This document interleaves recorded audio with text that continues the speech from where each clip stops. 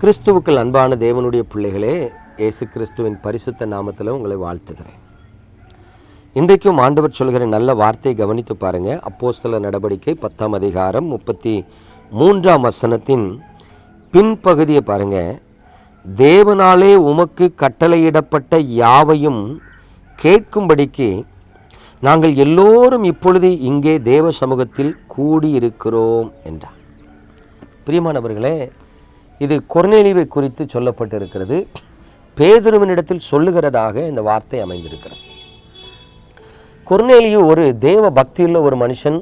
அனுதினமும் ஜெபித்து தான தர்மங்களை செய்து தேவனுக்கு பயந்து வாழ்ந்துட்டு இருக்கிறான்.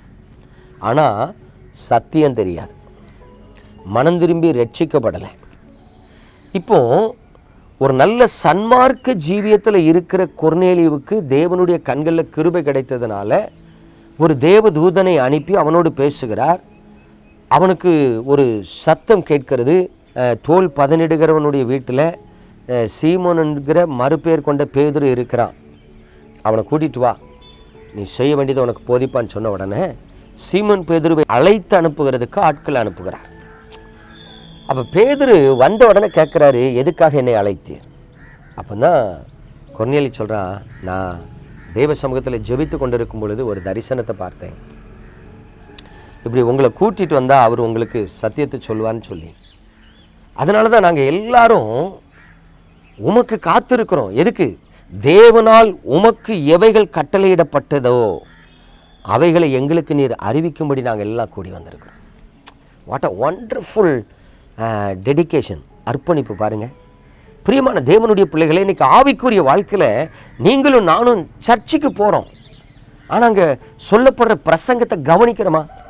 நான் நிறைய டைம் சர்ச்சுக்கு போகிற மக்களை பார்த்துருக்கிறேன். பிரசங்கம் ஆரம்பிச்சோன்னே கீழே உட்காந்து அப்படியே கையை வச்சு இப்போ தரையில் படம் வரைஞ்சிக்கிட்டு இருப்பாங்க. மிந்தி இப்போ செல்ஃபோனை கொண்டு போய் செல்ஃபோனில் நோண்டிக்கிட்டு இருக்கான். சர்ச்சுக்குள்ளே உட்காந்து அங்கே பிரசங்கம் ஓடிக்கிட்டு இருந்தாலும் இவன் செல்ஃபோனில் நோண்டிகிட்டு இருக்கான். இல்லைன்னா வாலிபர்கள் வாலிப பையனோடு சர்ச்சு காம்பவுண்டுக்குள்ளே உட்காந்து பேசிக்கிட்டு இருக்கிறான். பெண்கள் பக்கத்தில் இருக்கிற பக்கத்து வீட்டு பிள்ளையை பார்த்து சிரிச்சுக்கிட்டு கொஞ்சிக்கிட்டு விளையாண்டுட்டு அந்த பிள்ளைகிட்ட என்ன பண்ணிகிட்டு இருக்காங்க, பேசிக்கிட்டு இருக்கிறேன். இப்படி இந்த நாட்களில் சபைக்கு வருகிற தேவ பிள்ளைகள் பிரசங்க நேரத்தில், தேவனுடைய வார்த்தை சொல்லப்படுகிற நேரத்தில் அந்த வார்த்தையை காது கொடுத்து கேட்காம கவனம் இல்லாதவர்களாக இருக்கிறார்கள்.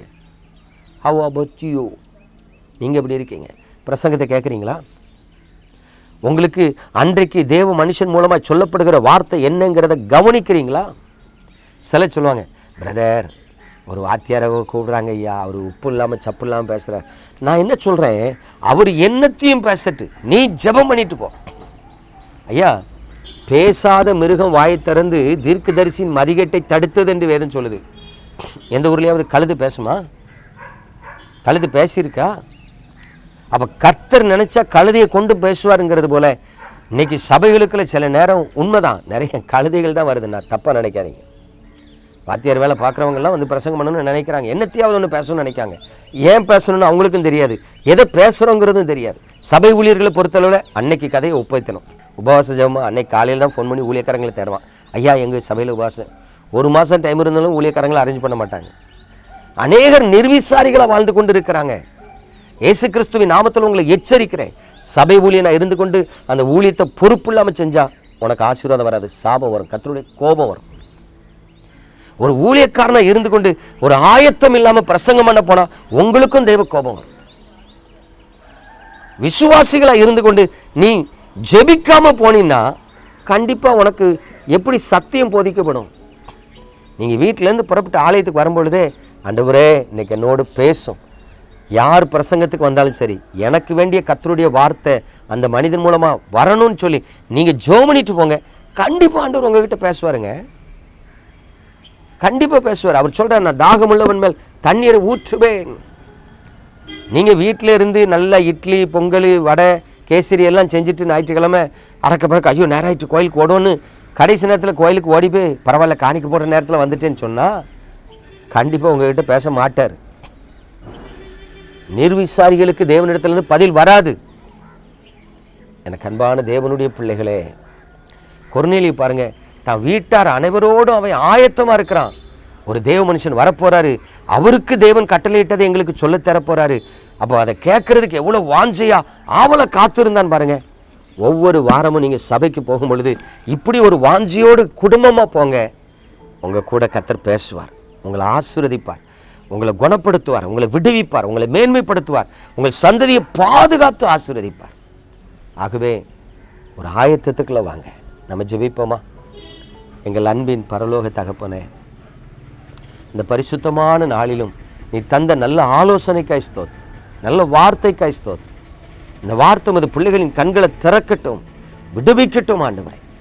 ஆண்டவரே, வலது கைக்கும் இடது கைக்கும் வித்தியாசம் தெரியாதவர்களாய் இந்த ஜனங்கள் அழிந்து கொண்டிருக்கிறத பார்க்கும்போது வேதனையாக இருக்குது. சுவாமி, கிருபை பாராட்டுங்கப்பா, இரக்கம் பாராட்டுங்கப்பா, எங்களை நினைத்திருளுங்கப்பா, நன்மையினால் திருப்தியாக்குங்கப்பா. ஆண்டவரே, ஒருவரும் கெட்டு போகாதபடிக்கு உங்கள் கண்களில் கிருபை, இரக்கம், தயவு கிடைக்கட்டும். இயேசு கிறிஸ்துவின் அற்புத நாமத்தில் ஸ்தோத்திரித்து ஜெபிக்கிறோம் நல்ல பிதாவே, ஆமென். பிரியமானவர்களே, கவனமாக இருங்க, ஆயத்தமாக இருங்க. கர்த்தர் உங்களை விட்டு விலகவே மாட்டார். God bless you.